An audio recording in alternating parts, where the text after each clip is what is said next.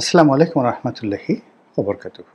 সম্মানিত দর্শক, ১৯৭১ সনের মহান মুক্তিযুদ্ধ এবং সেই মুক্তিযুদ্ধের সময় সংগঠিত ঘটনাবলী তা নিয়ে আলোচনা সমালোচনা যেভাবে তুঙ্গে এবং সেই মুক্তিযুদ্ধের সময়টির যে রাজনৈতিক প্রেক্ষাপট, পাকিস্তানি হানাদার বাহিনীর যে নির্মম এবং নৃশংস কর্মকাণ্ড, খুন, জখম, হত্যাকাণ্ড, ধর্ষণ থেকে শুরু করে যে সকল মানবতা বিরোধী কর্ম ওই সময়টাতে হয়েছে, যেভাবে পাকিস্তান মিলিটারি তার সঙ্গে সঙ্গে তাদের দোসর রাজাকার আলবদর আর শামস এই বাংলাদেশে তাণ্ডব চালিয়েছে, তার একটি খণ্ডিত অংশের বিচার হয়েছে আওয়ামী লীগ জামানাতে যুদ্ধাপরাধের বিচারের জন্য গঠিত ট্রাইব্যুনালে, যেটির অন্য নাম আইসিটি, ইন্টারন্যাশনাল ক্রাইম ট্রাইব্যুনাল। তো সেই বিচার নিয়ে জামাত এবং অন্যান্য যারা জামাতের লবিস্ট, তাদের অনেক অভিযোগ ছিল যে এখানে আসলে পর্যাপ্ত সাক্ষ্য প্রমাণ ছিল না, অন্যায় করা হয়েছে, এটি ক্যাঙ্গারু কোর্ট এবং এই কোর্টে যাদেরকে যাবজ্জীবন সাজা দেওয়া হয়েছে এগুলো অন্যায় হয়েছে। এবং একই সঙ্গে এমনকি মির্জা ফখরুল সাহেবের মতো মানুষও এই সময়টাতে, চলমান সময়টিতে বলার চেষ্টা করছেন যে ওই সময়টিতে মীর কাসেম আলী, সালাউদ্দিন কাদের চৌধুরী, ওনাদের মতো মানুষদেরকে অন্যায়ভাবে সেই ফাঁসিতে লটকানো হয়েছে, সাজা দেওয়া হয়েছে। আর জামাতের লোক তারা সবাই বলার চেষ্টা করছেন যে তাদের যারা নেতা ছিলেন, গোলাম আজম সাহেব, কাদের মোল্লা সাহেব, কামরুজ্জামান সাহেব থেকে শুরু করানো যারা, তারা সবাই ছিলেন নির্দোষ, নিষ্পাপ, মাসুম, এবং তারা রাজনৈতিক কারণে পাকিস্তানের অখণ্ডতা রক্ষায় যে ভূমিকা পালন করেছেন ওটা ওই সময়ের প্রেক্ষাপটে তাদের কাছে সঠিক মনে হয়েছিল। যেভাবে তারা উদাহরণ হিসেবে বলার চেষ্টা করেন যে এখন যদি রংপুর আলাদা হয়ে যেতে চায় কিংবা ফরিদপুর আলাদা হয়ে যেতে চায়, সেক্ষেত্রে যারা ফরিদপুরের পক্ষে থাকবে, রংপুরের পক্ষে থাকবে, তাদের অবস্থাকে, আর যারা অখণ্ড বাংলাদেশের পক্ষে থাকবে তাদের মধ্যে যে দেশপ্রেমের চিহ্ন আমরা দেখব, ঠিক ওই একই কাজ তারা পাকিস্তান জমানাতে করেছিলেন বলে নিজেদের কর্মকাণ্ডকে তারা সিদ্ধ করতে চান। ভালো কথা।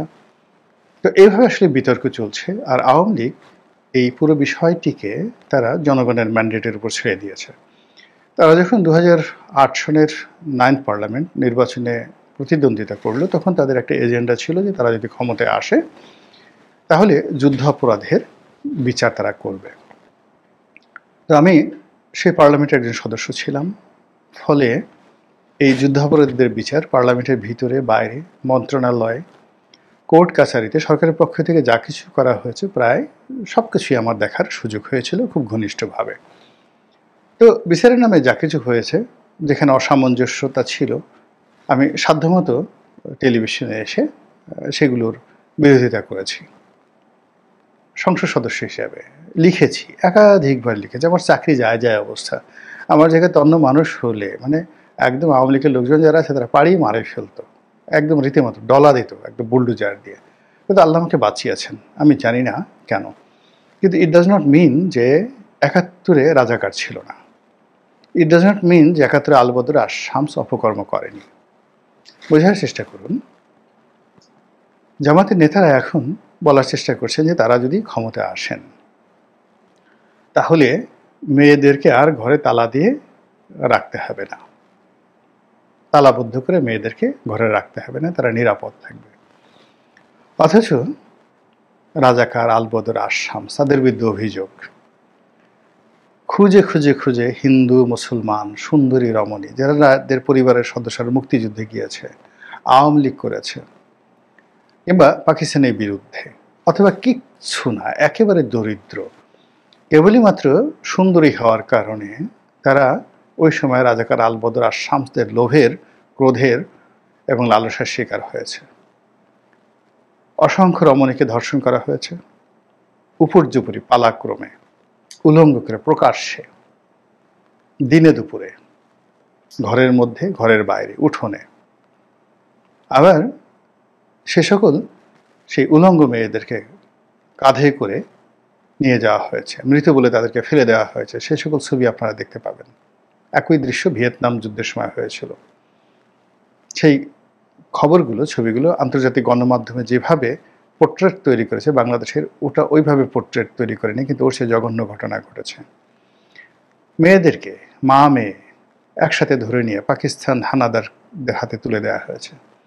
দিনের পর দিন, মাসের পর মাস সেই সংঘবদ্ধ ধর্ষণে তারা অনেকে সেখানে মারা গেছেন, অনেকে গর্ভবতী হয়ে পড়েছেন, অনেকে রোগাক্রান্ত হয়ে পড়েছেন।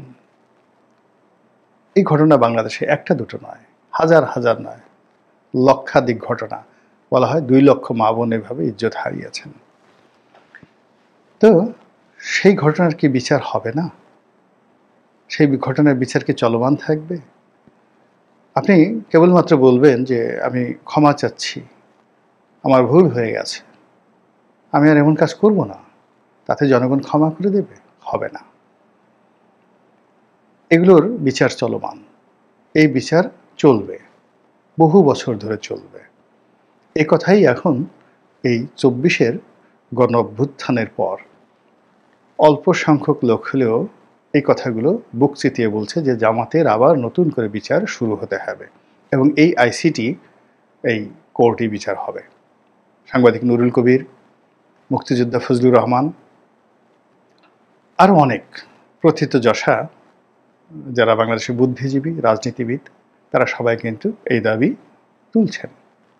যেখানে জুলফিকার আলী ভুট্টো ক্ষমা চেয়েছেন, জামাতের সাবেক আমির গোলাম আজম সাহেব বায়তুল মোকাররমের দক্ষিণ গেটে দাঁড়িয়ে ক্ষমা চেয়েছেন, বা এখন 2-3 বার সেই বর্তমান জামাতের আমির তিনি ক্ষমা চাচ্ছেন। এই সমস্ত ক্ষমা ঠমায় কোনো কাজ হবে না। একটা নির্দিষ্ট জায়গায় পর্যন্ত মানুষ ক্ষমা করে বা ক্ষমা করতে পারে, কিন্তু 71-এর যে নির্মমতা, 71-এর যে ঘটনা, এগুলোর ক্ষমা নেই, কখনো ক্ষমা হবে না। কিংবা পাকিস্তানের কাছে আমরা ওই সময়টিতে যে টাকা পেতাম প্রায় $8 বিলিয়ন, সেটা বর্তমান মুদ্রায় প্রায় $120 বিলিয়ন। আবার বলছি, মানে আমাদের সম্পদ ভাগ বাটোয়ারা বন্টনে আমরা পাকিস্তানের কাছে যে টাকা পেতাম 1971 সনে আলাদা হয়ে যাওয়ার পর, সেই টাকাটা পাকিস্তান দেয়নি। তো সেই টাকা এখন বর্তমান জমানাতে সুদে আসলে এটি প্রায় $120 বিলিয়ন হয়েছে। আমাদের টোটাল রিজার্ভের পরিমাণ $30 বিলিয়ন এই মুহূর্তে, বা $32 বিলিয়ন। তাহলে 120 যদি হয়, তাহলে আমাদের জাতীয় যে রিজার্ভ রয়েছে, ন্যাশনাল রিজার্ভ, এই রিজার্ভের 4 গুণ টাকা আমরা পাকিস্তানের কাছে পাই। ফলে কিয়ামত পর্যন্ত বাংলাদেশের প্রতিটি মানুষ যারা দেশপ্রেমে উদ্বুদ্ধ, তারা পাকিস্তানকে এই টাকা ক্ষমা করবে না। এটা জামাতের আমির যদি ক্ষমতায় চলে যান, জামাত ইসলামের ক্ষমতায় চলে যান, তিনি পারবেন না। এই টাকা পাকিস্তান থেকে আনতে হবে।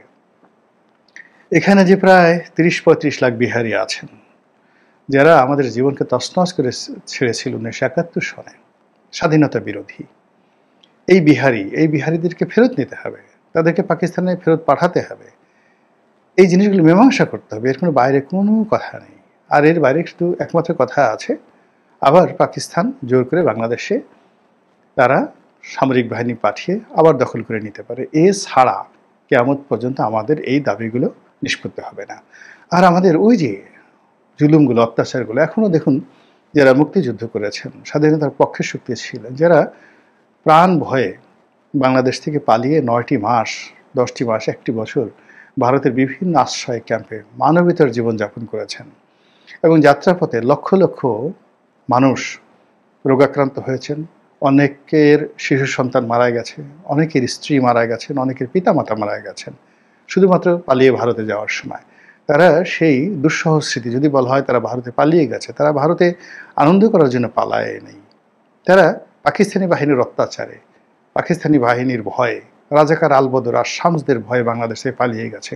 ফলে ওই যে ভারতের 2 কোটি মানুষ যারা পালিয়ে গিয়েছিল, তাদের প্রত্যেকটা লোকের রক্তের মধ্যে, ডিএনএর মধ্যে, হাড্ডির মধ্যে, অস্থির মধ্যে, মজ্জার মধ্যে রাজাকার আলবদর আর শামস, পাকিস্তানি হানাদার কথাগুলো শুনলে আগুন ধরে যায়, বিদ্যুতের গতি প্রবাহিত হয়ে যায়, মাথা খারাপ হয়ে যায়। ফলে একজন এই যে ফজলুর রহমান মুক্তিযোদ্ধা কথা বলতে গিয়ে, বা একজন জেডাই খান পান্না কথা বলতে গিয়ে যে পাগলামি করেন, পাগলের মতো আচরণ করেন, ফজু পাগলা হয়ে যান, ফজলুর রহমান থেকে ফজু পাগলা হয়ে যান, এটা এমনি এমনি না। ওই জায়গাতে আপনি পড়লে, আমিও ওরকম আচরণ করতাম। যদি চোখের সামনে আপনি দেখতেন যে আপনার ভাই পাকিস্তান হানাদার বাহিনীর গুলিতে মুহূর্তের মধ্যে আপনার কোলের উপর মারা গেল, ফিনকি দিয়ে রক্ত পড়েছে, ওই রক্ত আপনার মুখ ভেসে গেছে, মৃত্যুর সময় আপনার কাছে বলে গেছে যে আমার একটা বিয়ে হওয়ার কথা ছিল, আমার প্রেমিকাকে এই কথাটা বলবেন, বা আমার ঘরে একজন মা আছে যে আমাকে যুদ্ধে পাঠিয়েছিল, তার খুব ইচ্ছা ছিল যে আমার যে যুদ্ধ থেকে ফিরব, আমাকে সে বিজয়ের বিষয়ে দেখবে, তাকে আপনি এই চিঠিটা হস্তান্তর করবেন। কবি আবু জাফর ওবায়দুল্লাহর সেই বিখ্যাত দুটো কবিতা, কিংবদন্তির কথা বলছি এবং কোনো এক মাকে, পড়ে দেখবেন মাথা খারাপ হয়ে যায়। তো এই যে জিনিসগুলো 1971 সালে হয়েছে, এইগুলোর কোনো ক্ষমা ঠমা নাই।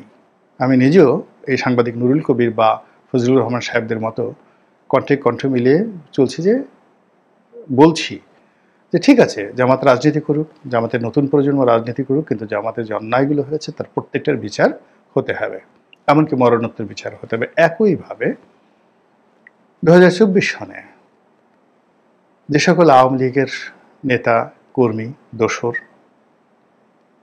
খুন করেছেন, গণহত্যা করেছেন, তারপর দেশের অর্থ পাচার করেছেন, দেশবিরোধী কাজ করেছেন, তাদের সবার বিচার হতে হবে। এবং এটা যদি আরও 50 বছর পরেও প্রয়োজন পড়ে, এবং এই কোর্ট, এখন যে আইসিটি কোর্ট, এই কোর্ট যদি আরও বহু বছর থাকে, সেই কোর্টের মাধ্যমে 24-এর গণঅভ্যুত্থানের বিরোধিতাকারী দোসর এবং গণঅভ্যুত্থানকে ধূলিসাৎ করার জন্য যে চক্র রক্তের হোলি খেলা খেলেছিল, তারা হোক সে সামরিক বাহিনীর, বেসামরিক বাহিনীর, হোক মন্ত্রী, হোক এমপি, হোক রাষ্ট্রের কর্তা, পুলিশের কর্তা, ইট ডাজ নট ম্যাটার, সবার বিচার হতে হবে, কিয়ামত পর্যন্ত বিচার চলবে। আমি এই দুটো 24 এবং 71 এর মধ্যে কোনো পার্থক্য নেই, এই দুটোর এত নিখুঁত বিচার আমরা করতে চাই যে আগামীতে বাংলাদেশে যেন কোনো রাজাকার আলবদর আশামস কিংবা নব্য রাজাকার, নব্য শামস আশামস এবং নব্য আলবদর বাহিনীর তৈরি না হয়। এরকম জিনিসগুলো আমি চাচ্ছি। জামাত রাজনীতি করুক, আওয়ামী লীগও রাজনীতি করুক, তাদের মধ্যে যারা ভালো মানুষ আছেন তারা তাদের মতো করে রাজনীতি করুক, কিন্তু আমরা এই জাতি অপরাধীদের কোনো দায় নিতে পারবো না। মহান আল্লাহ আমাদের সবাইকে হেদায়েত দান করুন এবং হেফাজত করুন। আসসালামু আলাইকুম ওয়া রাহমাতুল্লাহি ওয়া বারাকাতুহু।